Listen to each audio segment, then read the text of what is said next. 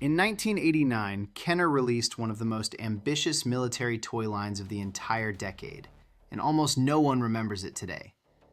Megaforce was a futuristic war toy line built around massive rolling fortresses, flying command centers, and heavy die-cast vehicles that looked more like arcade game bosses than traditional military hardware. This video explores the complete history of Megaforce, why it was canceled so quickly, and breaks down every major vehicle released in the line.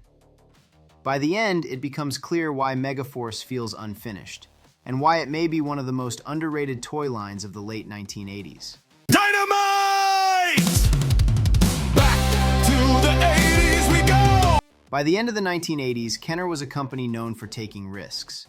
This was the same company responsible for Star Wars, M.A.S.K, and the real Ghostbusters. But the toy market was changing fast. Smaller scale toys like Micro Machines were taking over shelves, while cartoon-driven brands were becoming more expensive to maintain. Megaforce was Kenner's attempt to do something different.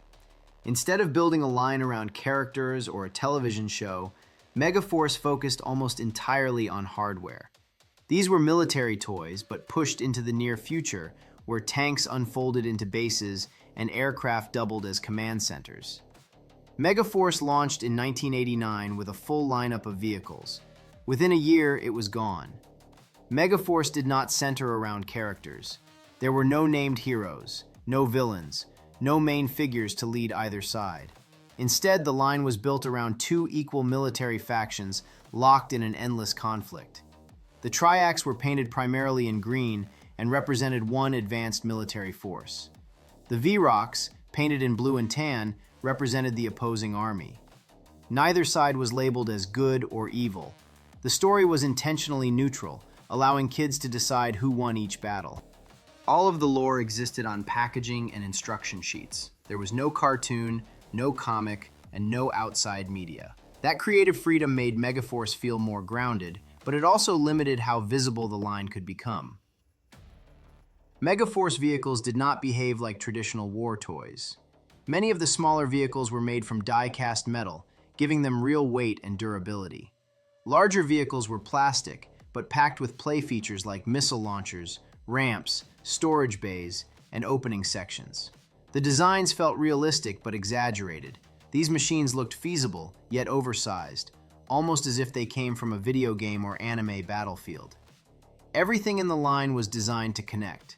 Smaller vehicles could land, dock, or be stored inside larger ones, creating a unified system rather than a random assortment of toys. Megaforce also stood apart because it trusted the audience more than most toy lines of its time. There were no named characters to follow and no story telling kids what was supposed to happen next.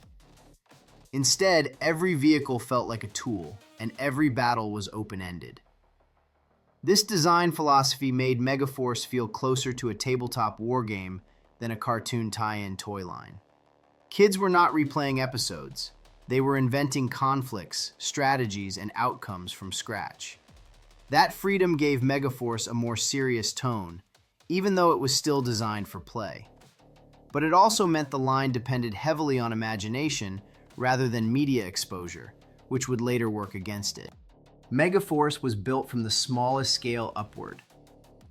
The small vehicles were not extras. They were the foundation of the entire line. Most of these vehicles were die-cast, fully painted, and paired with battlefield accessories that added terrain and tactical play. The triac small vehicles focused on strong defense and direct offense. The triac's anti-aircraft tanks with blasting barricade were designed to defend against air attacks. Twin cannons and a fold-out barricade created the feeling of a fortified position. The triac's battle tanks with armored bunker leaned into heavy ground warfare. The bunker added a defensive structure that made the tank feel like part of a siege operation. The triac's rocket launchers with blaster shield emphasized long-range firepower.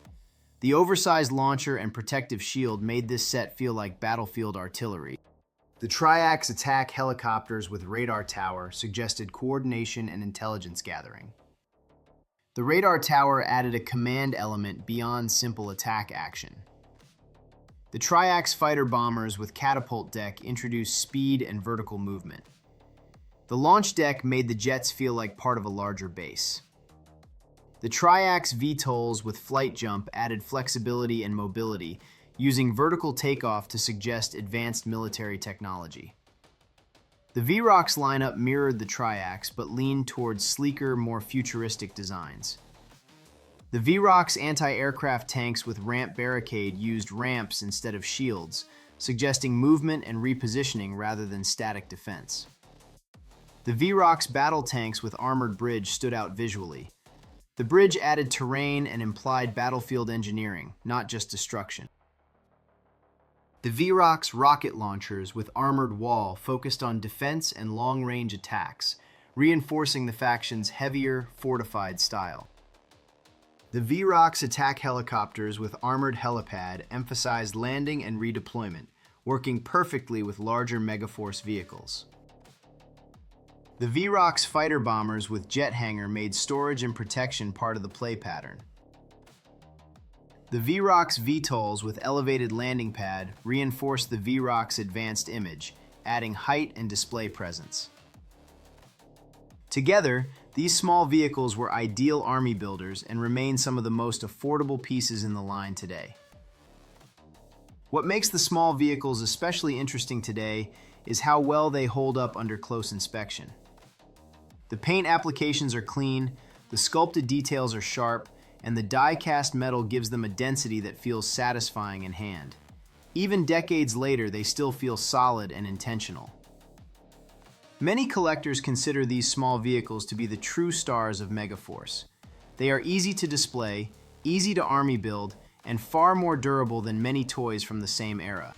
Because they were produced in higher numbers, they also remain some of the most affordable pieces in the line, making Megaforce one of the few late 1980s military toy lines that new collectors can still realistically complete. The mid-sized vehicles are where Megaforce began to take real creative risks. These vehicles were larger than the die-cast army builders but smaller than the massive command machines. They introduced more complex play features, specialized roles, and some of the most unusual designs in the entire line. The Crossbolt mobile armored helipad acted as a rolling launch platform. It visually connected helicopters to ground forces and made air deployment feel tactical rather than random. The Thunderwolf heavy lift helicopter looked industrial and powerful. Its size suggested troop transport and heavy cargo movement instead of simple attack runs. The Strikemaster orbital attack shuttle pushed Megaforce beyond traditional warfare. Its space-inspired design hinted at orbital strikes and near-space combat, expanding the universe without needing a cartoon. The XT Enforcer brought the focus back to ground dominance. Its aggressive shape and heavy armor made it feel like an advanced assault cruiser designed to lead armored pushes. The Scorpion armored assault launcher featured a low, forward-heavy profile with prominent missile systems. It looked purpose-built to punch through enemy defenses. The Tartrax mobile assault vehicle stood out immediately with its massive treads and brutal industrial design. It felt more like a rolling siege engine than a traditional vehicle. The Brimstone heavy attack vehicle emphasized raw firepower. Its bulk and weapon layout made it feel like a frontline bruiser meant to absorb and return damage. The Trident multi-role assault vehicle balanced offense and versatility. Its design suggested adaptability, able to support multiple battlefield roles depending on how it was deployed. Together, these 8 mid-size vehicles show Megaforce evolving in real time. They feel like stepping stones between small-scale combat and full command vehicles. Not filler, but part of a much larger plan.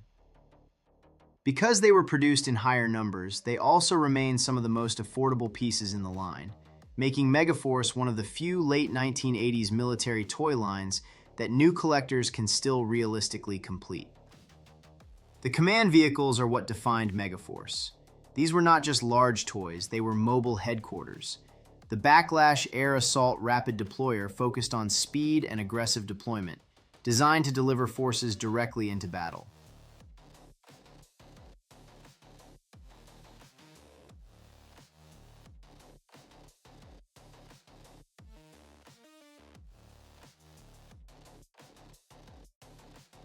The Ram Fist Spearhead command vehicle embodied brute force, acting as a ground leader meant to push straight through enemy lines. The Thor Hammer mobile launch complex felt like a moving weapons base, loaded with missile systems and heavy armor.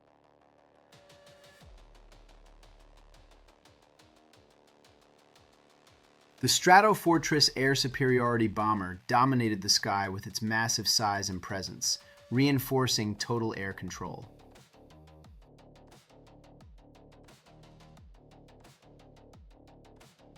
And there was Goliath. The Goliath Mobile Battle Headquarters was the largest and most ambitious vehicle in the entire Megaforce line. With Megaforce, you take command. Goliath, raise battle tower! All tanks report to fighter deck. Release breacher! Launch attack! Each sold separately. Some assembly required. Goliath from Megaforce. Goliath combines storage, firepower, and sheer scale into a single rolling fortress. It was designed to be the centerpiece of the entire line. Today, Goliath remains the hardest vehicle to find complete, and the final piece many collectors still search for, myself included. Megaforce commercials focused on scale and action. Explosions, rapid cuts, and vehicles colliding in battle filled the screen. But without a cartoon or ongoing story, Megaforce relied entirely on shelf presence. At the same time, production costs were high. Die-cast metal, large molds, and complex engineering made the line expensive to maintain. Despite having more planned, Kenner canceled Megaforce after its first series. Today, Megaforce has a dedicated collector following. Most vehicles remain affordable, army building is still possible, and displays are impressive even by modern standards. Because the line was short-lived, completing it feels achievable and deeply satisfying. Megaforce did not fail because it lacked creativity. It failed because it arrived at the wrong moment. And maybe that is why it still feels special today.